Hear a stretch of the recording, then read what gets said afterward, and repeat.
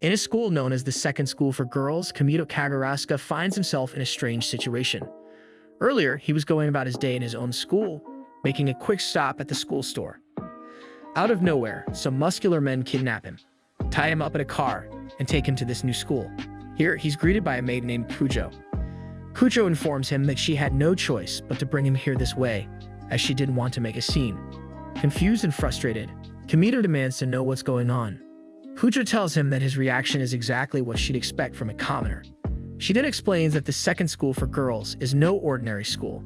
It's a secret place where girls from wealthy, high-class families learn how to be traditional Japanese women. Up to now, the school has been an all-female environment.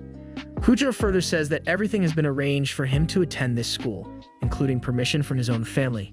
Kamito is then taken to the principal's office. The principal, Sayuri Kamachi, apologizes if Kujo was too harsh in her methods. Kujo also apologizes, although not very sincerely. It then explains the reason behind Kamito's strange recruitment.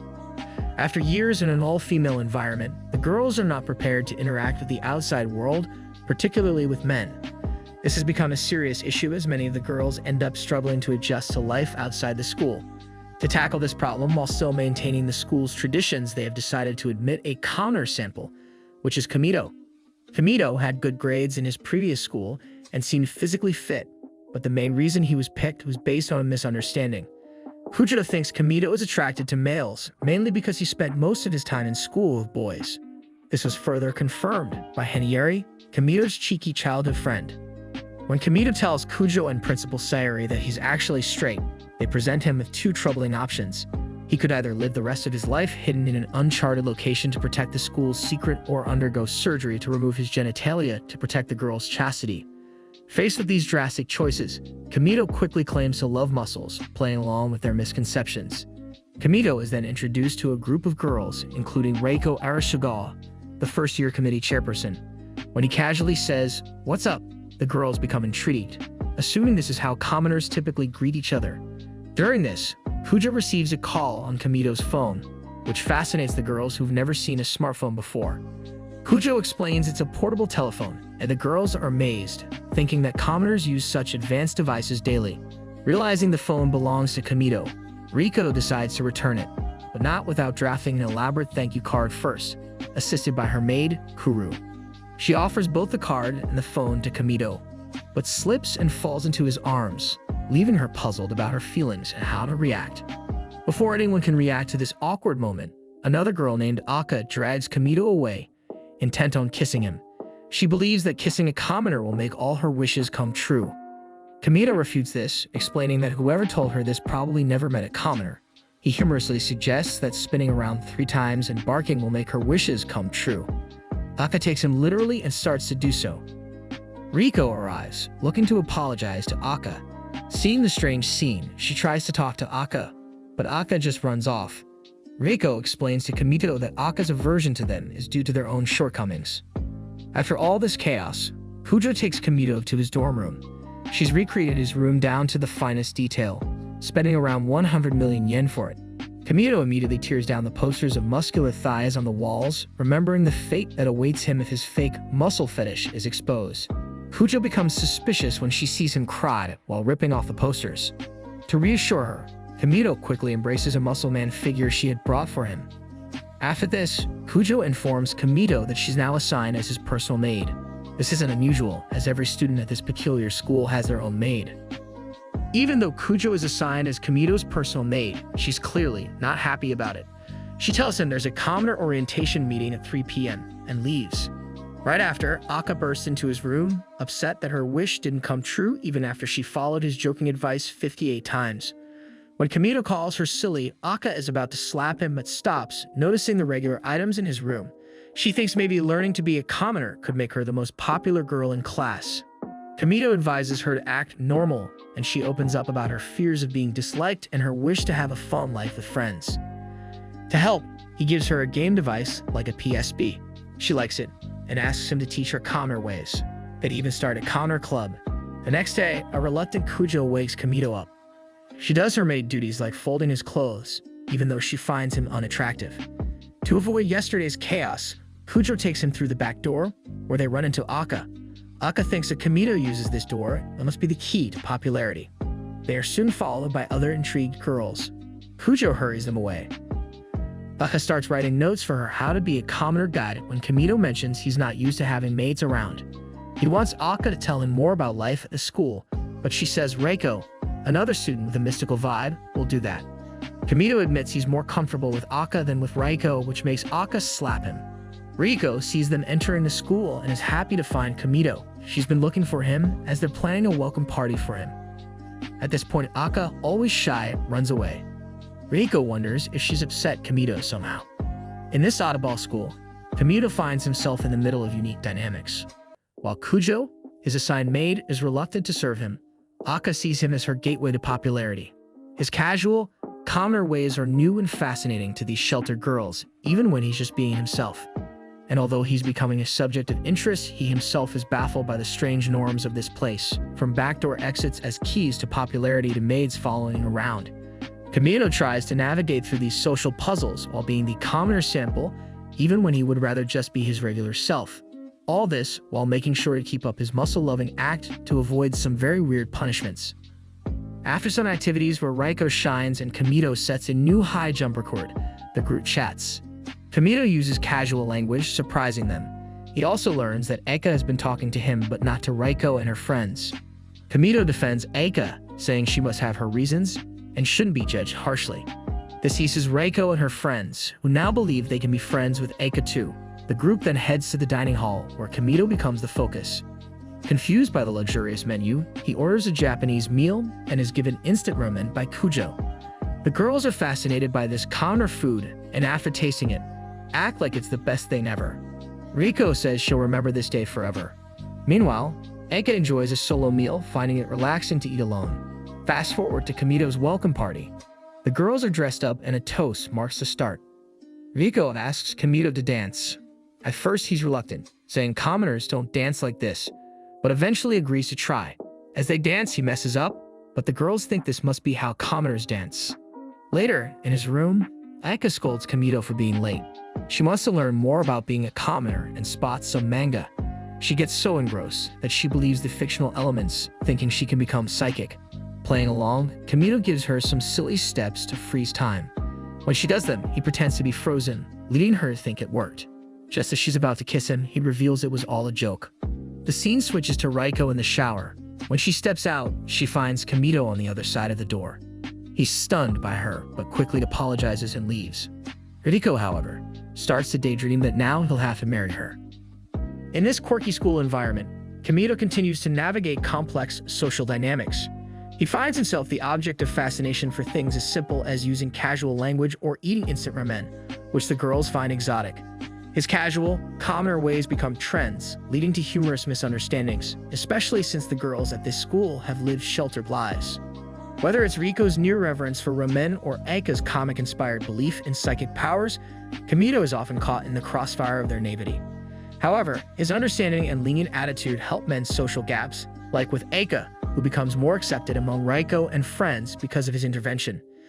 It's a strange but endearing mix of high society norms and commoner practicalities, all blended with a good dose of youthful whimsy and misunderstandings. And amidst all these, both the girls and Kamito learn to adapt and appreciate the quirks and complexities of each other's worlds. Kamito is still trying to get used to his new school. Everything feels overwhelming, including the constant attention. He can't even go to the bathroom alone. One morning, Hugo, who helps him get ready, wakes him up. He also gets a message from his mom. She says they now have a hot spring at home, thanks to the school's generosity. Hugo grabs his phone to reply, but Kamito takes it back and deletes the message. After class, Kamito sits alone on a bench. He spots a young girl, Hakua, scribbling equations on a statue. To his shock, she starts undressing. Worried about how it looks, he takes her to his room and tells her to put her clothes back on. Hakua can't do it herself, so Kamito helps her. Soon, Hakua's stomach growls. Kamito makes ramen for her, which she loves. Then she starts writing equations on his table. Suddenly, she starts undressing again. Just then, Kika walks in, sees what's happening, and calls Kamito a pervert. Kamito takes Hakua back to her place. The maid there is ready with a camera to capture Hakua's equations. She reveals that Hakua is a math genius and that her work is awaited by big companies. Even the building they are in was bought with money, earned by Hakuo's family. The maid is shocked to learn that Hakuo already ate and is even more surprised when Hakuo grabs Kamito's hand and asks her to stay. This unusual behavior is later discussed among the maids. Kamito is stuck in a whirlwind of unique experiences and strange moments. Despite this, he still tries to be helpful and understanding. He feels puzzled by the bizarre world he's now a part of, from geniuses like Hakuo to the peculiar customs of the school. His life is a mix of odd, funny, and heartfelt episodes, leaving him both confused and curious about what comes next. The next day at school, Riko tells Kamito they have a flower arranging class. He's sure he'll be terrible at it. Suddenly, a girl named Karen, wielding a katana, rushes toward them. She's trying to kill a bug, but the girls think she's calling Kamito a bug. Frustrated, Karen starts attacking Kamito. When she can't hit him, she uses a special move that ends up tearing everyone's clothes. She blames Kamito and attacks again. Kamito fights back and ends up on top of her, both of them now naked. Karen challenges him again, but her clothes rip off. She thinks Kamito is so powerful as she didn't see his attack. Convinced of his strength, she declares him her master. Back in his room, Aika wants to throw a party to become popular. She plans to invite everyone through smartphones, but it's tough since not everyone has one. Kamito asks Hakuo, who's sitting on his lap, if she's working on cell phones. She says she has samples at home. Just then, Karen comes in and starts hugging Hakuo, finding her adorable. Hakuo escapes and hides behind Kamito. Karen tells him that she'll stay by his side, but will kill him as she realizes she's stronger than him. Later, Hakuo brings the smartphones Aika needs. When Aika takes a selfie, Kamito asks if Hakuo wants to join in. Kamito finds himself in a tricky situation at school, balancing friendships and obligations. One day, Riko invites Kamito to a casual tea party she regularly hosts with her friends. It's a special occasion because she normally doesn't invite guys, but she wants Kamito there as a friend. Just when Kamito is about to accept, Aika interrupts and drags him away. She has plans with him, and she doesn't want him to go to Riko's tea party. Aika gets upset, thinking that Kamito is more interested in spending time in Riko's room than working on her project. Feeling caught between the two, Kamito tells Riko he can't come because he already has commitments with Aika. Riko wishes him good luck, hiding her disappointment. Later, while Riko's tea party goes on without him, the girls discuss Kamito's obvious closeness with Aika. They speculate that Aika opens up only to Kamito, and that they might even be in a relationship. This makes Riko frustrated, and she leaves her own tea party in a huff. When Kamito later spots one of Riko's friends crying, he becomes worried. He goes to Riko's room and asks if he's the reason for her sadness. She opens the door, letting him in, and shares the whole story. She's not upset about him. She's more concerned about the assumptions her friends are making. Riko wants to find a way to clear the air and apologize to her friends for her abrupt exit from the tea party. Kamito promises to help her find a solution, sensing her genuine concern for her friends. It's another example of the complicated web of relationships he has found himself in since joining this new school. Whether it's attending Riko's tea party or working on Aika's mysterious plans, Kamito has become a focal point for various circles of friends. And then there's Hakuo, the young genius, who only wants to take a selfie with Kamito, sparking jealousy among the others.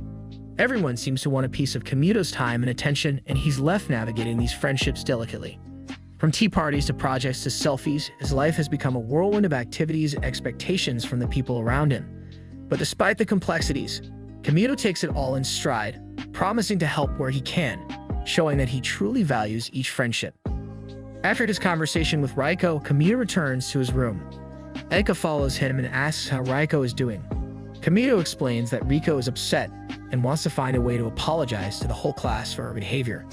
Aika generously offers the mobile phones she had gathered for her own party to help Riko.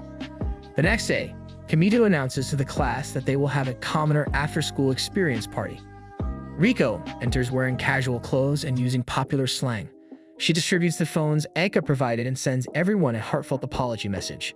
Soon, everyone wants to take selfies with Riko. After the class disperses, Riko thanks Kamito. Just as she is about to say something more, Kamito interrupts, giving credit for the day to Aika, who had given up her own party plans to help Riko. Riko runs to Aika's room and confronts her. A heated exchange ensues where both girls reveal that they do care about each other, even if they pretend otherwise. Riko wishes Aika had approached her first so that she wouldn't have had to give up her own party idea. After Riko leaves, Aika confides in Kamito about losing her memories due to a fever when she was younger. Soon, Karen and Hakuo arrive. They, along with Raiko, present Kamito with letters inviting him to join their new commoner club.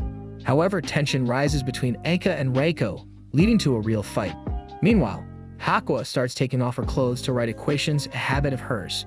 Pucho enters and is shocked by what she sees. She's about to take drastic action when Kamito distracts her by playing some amusing videos. Later, Kamito finds Hakua asleep and unclothed. He dresses her and checks the fridge, finding only potatoes. They decide to make potato cakes. While Kamito prepares the batter, Hakua struggles to form it into balls. She takes off her clothes again to write equations, but is quickly redressed by Kamito. In a playful setting, Kamito hangs out with Hakua, a girl fascinated by robots and puzzles. She is so engrossed that she even gets a little mad when she can't solve a riddle Kamito poses to her. When Sakamori, another friend, arrives to take Hakua home, she's hesitant to leave. Kamito reassures her they can hang out again and takes her home. On entering her room, he spots a stuffed toy that curiously resembles him. Before he can inquire, Hakua abruptly leaves the room. Hakua then meets Karen and some other girls who suggest they should have some girl time. She's not really interested and just wants to read her manga. Despite attempts to make her eat with them, including Karen dressing like Kamito to entice her, Hakua sticks to her own food.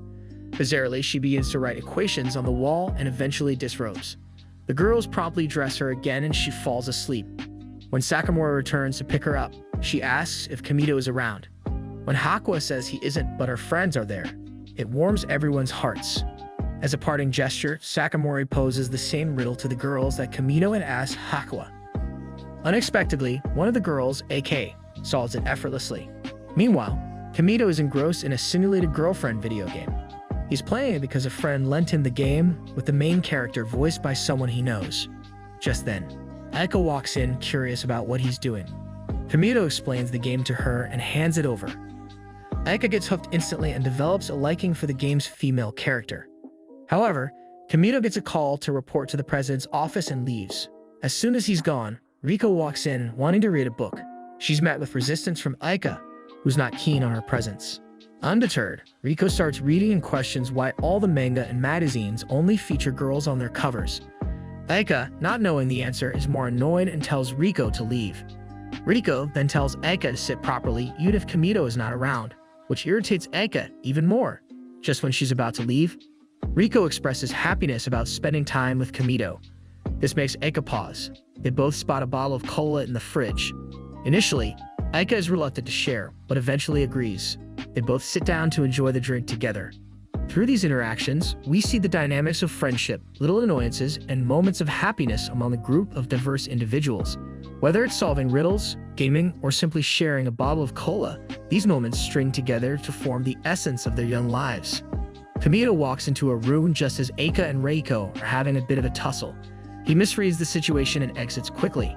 He's called into the president's office to discuss Shonin Land, a new theme park built to help the schoolgirls experience everyday life outside their privileged world. The president is pleased with the positive impact Kamito has had on the school and wants his advice for students visiting the park. The girls are whisked away on planes and buses to the theme park. As they arrive, they are amazed by the look of ordinary streets and buildings. They can't contain their excitement, even about something as simple as using a crosswalk. They then head to a popular eatery where their classmate Kijo explains how to order food at the counter. The girls feel spoiled when they learn they can't just sit and have food brought to them, but have to wait at the counter. Kijo and Kamito assure them the wait is usually short.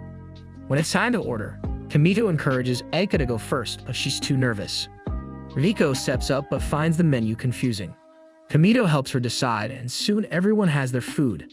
Aika, as usual, sits apart from the group. Kamito takes a bite of his burger and is so impressed that he can't help but comment on how it's so much better than he expected. Meanwhile, Hakua, another girl from the school, is prevented from visiting Kamito's room by Sakamori, who informs her that he's out on this educational trip. The group's next stop is an arcade filled with plush toys and games. Aika sits alone at a dance game while some girls ask Kamito to teach them a plush catching game. He shows them, they try, and suddenly a lot of girls want to learn from him. They then move to the dance game. With Aika still keeping to herself, Kamito teaches the others how to play. They struggle a bit until AK jumps in and gives some expert advice. Soon, all the girls want her to teach them. Amidst all the games and fun, Eka slowly starts to open up and make friends with her classmates. Whether it's navigating a simple crosswalk, ordering fast food, or learning a new arcade game, these experiences are eye-opening for the girls. It shows them there's a world outside their privileged lives that they've never seen, and it's not something to look down on but to appreciate. Their little trip to Shonin Land has taught them not just about commoner culture, but also about friendship and patience. And for Kamito, it's another step in helping these young women better understand the world around them. Eika is the go-to person for teaching her classmates about the commoner world. They're at a coffee shop and she's explaining how to order different types of coffee and what each one tastes like. But when the coffee arrives, the girls are puzzled about how to drink it. Eika tries to show them, but ends up burning her mouth because the coffee is too hot. Meanwhile, Karen is busy chasing a cute dog she's found. Kamito asks everyone if they still use their cell phones. The girls say they only use theirs in their rooms, while Eika says she doesn't use hers at all. This leads to the girls asking if they can text Eika, and she agrees. Hakwa is back in her room feeling lonely because Kamito isn't there. The group then heads to a shopping mall.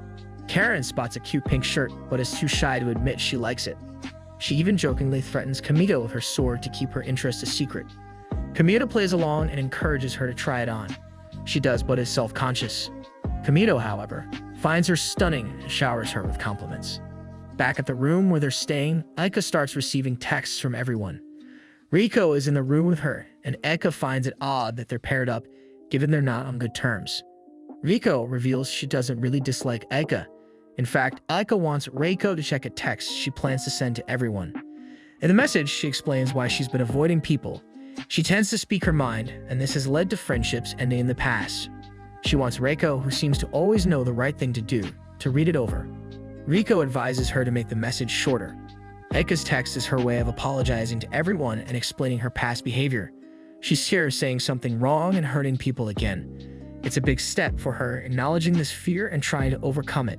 Karen, too, has made progress. She's learning to let go of her shyness and social apprehensions. It's a big deal for her to try on that pink shirt, something that represents the world she's always looked down upon, but is now curious about. Kamito's role in all this is like a guide, helping the girls navigate a world unfamiliar but also essential for their growth. Whether it's teaching them how to enjoy a cup of coffee or giving them the courage to embrace something new, he's the catalyst for change. The day at the mall and coffee shop isn't just about new experiences. It's a journey towards self-discovery for each of these characters. From Eika opening up about her fears to Karen shedding her inhibitions and Hakwa facing her loneliness, they're all learning, growing, and most importantly, moving forward. Eika, wanting to strengthen her bond with her peers, decided to send a text to her classmates, asking if they could be friends. Riko suggested shortening the message, given they were already close, but Eika went ahead and sent it. She felt indebted to Riko for helping her make friends. Meanwhile, Kujo, who is not a fan of Kamito, wakes him up. Her dislike for him doesn't interfere with her pride in her duties as a maid. At breakfast, Eika is the center of attention, and Kamito is pleased to see her mingling. Eika feels grateful to Kamito for aiding her social journey. Kamito, seeing Eika's popularity, believes the Commoner Club is redundant and decides to shut it down. Eika's crushed by this decision, as she had invested a lot in the club. Following this, Kamito heads to a hot spring. When Eika arrives, she informs him that the girls plan to revisit the spring. Kamito hides underwater behind Eika to avoid being seen. The girls notice Eika's reddened face and discuss her closeness to Kamito. But Kamito struggles underwater, unable to breathe, and passes out. Eika resuscitates him with mouth-to-mouth, but when other girls walk in, it appears as though they're sharing a kiss. After recovering, Kamito learns of a rumor that he and Eika are dating. The news shocks many, including Karen, who confronts Kamito. Eika tries to clarify things, but seeing Kamito, she hesitates. Later, during a class discussion on fortune-telling, Kamito introduces Eika to a smartphone app. To her astonishment, the app's predictions match her traits and reveal her lucky color as green. Eika, eager to experience luck, dresses herself in green attire. Kamito teases her, saying she should also cover her face and hands in green and dance chanting beans for added luck. As she does this dance, Riko and others walk in baffled. In another scene, the group gathers in Kamito's room to check their fortunes using the app. Everyone is amazed by its accuracy. Karen, curious but reluctant to admit it, asks Kamito to check her fortune under the pretense of martial arts training. The app describes Karen as a lonely individual who often fumbles basic tasks. However, her smile makes up for it. Offended, Karen blames Kamito, even though it's just an app's interpretation. Upon further exploration, Karen discovers a compatibility feature on the app. Since it only works with the opposite gender, all the girls become eager to test their compatibility with Kamito. Kamito first pairs with Eka, revealing an 80% match. The unfolding events demonstrate the complexities of teenage interactions. The misunderstandings, the importance given to rumors, the eagerness to find out about the future, and the playful banter are all part and parcel of their daily lives. Kamito, in particular, seems to be at the epicenter of most of these events, shaping and being shaped by them. The tale is a reflection of how a simple app or a misunderstood situation can ripple through a community, creating humor, tension, and bonds. The fortune-telling app predicts that Eka and Kamito would make a great couple with an 80% compatibility score. Eka can't contain her excitement but runs out of the room, not wanting to show how happy she is. When Reiko's turn comes, she scores even higher at 90%, making them a perfect couple for marriage, according to the app. Hakua, however, only scores 50% with Kamito and feels a little down. Surprisingly, Kamito and Karen get a 0%, but Kamito realizes he entered the wrong information. After correcting it, they score a perfect 100%, suggesting they're ideal for each other. Aika and Reiko, who were boasting about their scores earlier, now argue that the app can't be accurate. They fiddle with their phones to get scores that favor them. Karen, tired of the bickering, says that true fortunes can only come from the moon and should be read by a person in a sailor uniform. Aika and Reiko disagree, and the three continue arguing, not even noticing that Kamito and Hakua have left the room. The next morning, Pujo wakes Kamito, something she grudgingly does out of duty. Kamito says he doesn't need her to wake him. His phone can do that. To prevent Pujo from smashing his phone, Kamito agrees to let her continue waking him. The scene then shifts to Karen and Kamito. Inspired by the app's advice to be more assertive, Karen shows off her sword skills, trying to impress Kamito. However, she ends up accidentally ripping his shirt. She searches for sewing supplies in her closet, and Kamito notices small toys and houses there. Karen changes into a dress she'd worn during a theme park trip, asking Kamito for his opinion. Struck by her beauty, Kamito praises her, making her blush. She says she didn't dress up for him, but deep down, she did. Karen starts sewing Kamito's shirt. Watching her, Kamito thinks she'd make a wonderful wife someday. Karen blushes, stating she's not ready for that sort of commitment yet. Karen fixes Kamito's torn shirt and then insists on mending his undershirt too. Even though he's uncomfortable being half-dressed, Karen takes his undershirt anyway, clearly curious about his physique. She's amazed by his strength and feels somewhat self-conscious as her only skill is swordsmanship. Kamito reassures her that her focus on sword fighting makes her unique and admirable, not weird. Just as they're talking, Aika, Reiko, and Hakua show up, having heard Kamito was in Karen's room. To avoid being seen, Karen and Kamito hide in a small, cramped closet.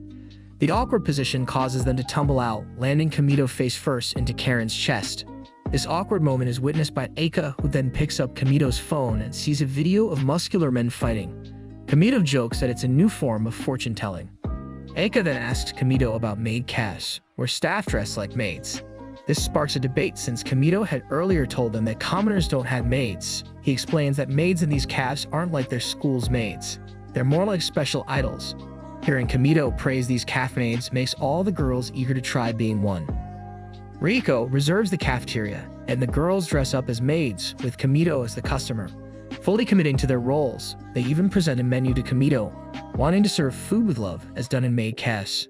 Back in the cafeteria, Aika tries to roleplay as a cafe maid, but finds it too awkward.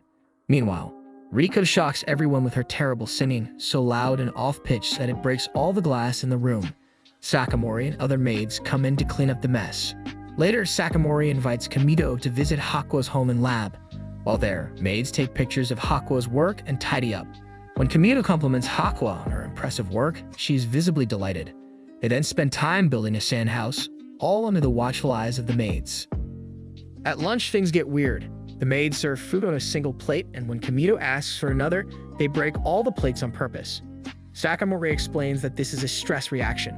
It gets even stranger when Kamito asks for an extra spoon. The maids destroy those too. They offer a drink but provide only a double-sided straw, making it look like he and Hakua are a couple. Kamito notices that Hakua is actually quite pretty. As they are drinking juice together, head maid Kyujo arrives with an urgent message, forcing Kamito to leave. He thanks Sakamori for the visit and heads back to his room, where he invites Aika for a one-on-one chat. Noticing her nervousness, he reassures her that they're already good friends, so there's no need to be anxious. Kamito gives Aika a present, a yellow suit. He tells her it's a counter style and could make her popular. Confused, Aika asks him for details. Kamito shows her a picture of Danny Sakana, the inventor of the Gets pose, who's wearing the same suit. Danny is famous for making people laugh. Kamito explains. Eager to try it out, Aika puts on the suit and practices the pose. Kamito thinks he should now tell her the truth, but before he can, she rushes off. As he chases her, he bumps into Kujo in a comedic mix-up. Riko sees Aika zoom by in the yellow suit and chases her down to ask about the strange outfit. Learning that Kamito gave it to her, Riko feels a pang of jealousy. Aika encourages her to just ask Kamito for her own suit. The two then practice their new pose, planning to show it to the other girls. Later, Kamito walks into a classroom and is stunned. All the girls are wearing the same yellow suits as Aika. They surround him and do the Gets poses. Sometime after, Riko overhears a conversation between Kamito and his friend Hattori. Kamito tells Hattori that he misses hanging out with guys and feels homesick. Panicked, Riko rushes to tell Aika and the other girls that Kamito is thinking of leaving the school because he misses his guy friends. Aika comes up with a plan. They will act more like guys to make Kamito stay. The girls try all sorts of masculine behaviors and even apply yakiniku seasoning to smell like guys. Finally, they present their new selves to Kamito, who is baffled and amused. They smell like yakiniku seasoning, he observes. The girls admit that they acted this way to make him stay. Kamito laughs and thanks them, admitting he was only there because he forgot his pencil case. Kamito and Riko stand together, looking at the sky. Kamito says that the air here is so much better than in the city. Riko agrees and wishes to see city skies too. Kamito assures her he'll do whatever she wants if he can. Riko then asks him if he wants to learn flower arranging from her, and he agrees. She also wants him to call her by her first name, to which he says he'll think about it. The scene shifts to Kamito's room where everyone is deciding on the day's plans. When Kamito asks Reiko what she'd like to do, she reminds him to keep his promise to learn flower arranging. Others ask about the promise, but she keeps it a secret. Suddenly, Furyu comes in and asks Reiko to go to the president's office. Her mom, Hoko, and brother Masayami are there. Masayami doesn't want Kamito around his sister and tells him to stay away. Riko asks him to apologize to Kamito. To lighten the mood, Kamito jokes about admiring Masayami's muscles, which makes him uncomfortable. Hoko then drops a bombshell. Riko is to marry Satoshi from the Kano family. Both Reiko and Kamito are shocked, but can't do much. Hoko asks Kamito to leave. Later, Aika tells Kamito that sometimes parents with sons visit the school to scout girls for marriage. Though less common now, it still happens. Kamito feels it's wrong that Riko didn't get a say in this. From her look, he could tell she didn't want this marriage. Masayami tries to give his email to Kamito, but gets interrupted by his mother. The atmosphere turns confusing. Back in Kamito's room, everyone struggles to make plans without Reiko, who usually decides. That night, Aika, Karen, and Hakua talk about calling Riko. Hakua fixes a phone so Aika can call her. On the call, Riko says that she has to follow tradition and marry into a respectable family. The school is just preparing her for this moment. She admits that despite their fights, she enjoyed her time and will visit when she can. Aika tells her that the school doesn't feel right without her. Riko is in tears as she talks to Aika. She doesn't want to leave her school or her friends, but she feels trapped by the arranged marriage her family has set up. Aika comforts her, promising that they'll find a way out of this. In the morning, Aika shares all of this with Kamito. They decide that they must directly challenge this marriage. Kamito suspects that Masayami, Riko's brother, might also want the marriage to be called off due to his overprotective feelings for his sister. However, Kamito can't contact him directly. Just then, Hakua steps in and provides Masayami's email address. To their relief, they discover that Masayami also wants to break off the engagement. That night, the friends decide to sneak out of school to meet up with Masayami, who was waiting in a car in the parking lot. They're almost caught by Fujo, a school authority figure, but she lets them go, thinking they're off to a club activity. They finally reach the car and start heading towards a special area. On a journey, they run into multiple obstacles. Karen, one of their friends, uses her unique abilities to handle the guards they encounter. Masayami fights off another obstacle named Take, telling the group to continue on their mission. Inside the area, they face drones blocking their way. Aika quickly neutralizes them by making them crash into each other. Just when they think they're in the clear, they come across gates coming down from every direction, designed to trap them. At the last moment, a strong man holds the doors open long enough for Hakuo to dash into a control room and unlock the area. Next, they face a giant robot. Just as they think they're about to be crushed, Karen comes in with a new outfit and uses her ultimate technique to defeat the robot, though her clothes get ruined in the process. Kamito lends her his coat as they move ahead. Hoko, Riko's mom, insists that Riko knows what she's doing. She's putting her family duty first, even if it's not what she wants. Despite all the stories her friends tell to try and change Hoko's mind, she just orders the guards to escort them out. At that point, Riko declares she's leaving home. Hoko warns her that if she leaves, she can't return to the school, which only admits girls from high-status families. Kamito steps in, offering Riko a different life. Though he can't provide the prestige she's used to, he vows to talk to his own parents and make her happy. Riko accepts the offer and says goodbye to her mom. The Kano family, who were the potential in-laws, respectfully leave. Hoko then tells Kamito to take good care of her daughter, thinking he's proposed. Kamito realizes his words could have been taken that way, although he didn't mean it. Hoko suggests they just get engaged since they're still young. Kamito asks if she's sure, given that he's not from a prestigious family. Hoko says she doesn't like him, but wouldn't mind having him as a son-in-law just to make his life miserable. Friends try to stop this quick decision on marriage, but Hoko says it's final. Masayami, who's against this wedding too, starts chasing Kamito. Fearing for his life, Kamito thinks Masayami might kill him over his protectiveness for his sister. The scene shifts back to school, where Kamito apologizes to Riko for the misunderstanding. She apologizes too, admitting she and her mom jump to conclusions. Soon, their friends join them. Eika and Riko start a playful argument. Hakuo takes off her pants to write equations on the wall, and Karen chases after her. So though that's the day's drama. Everyone's confused, love is in the air, but also misunderstandings, and family duties clash with personal wishes.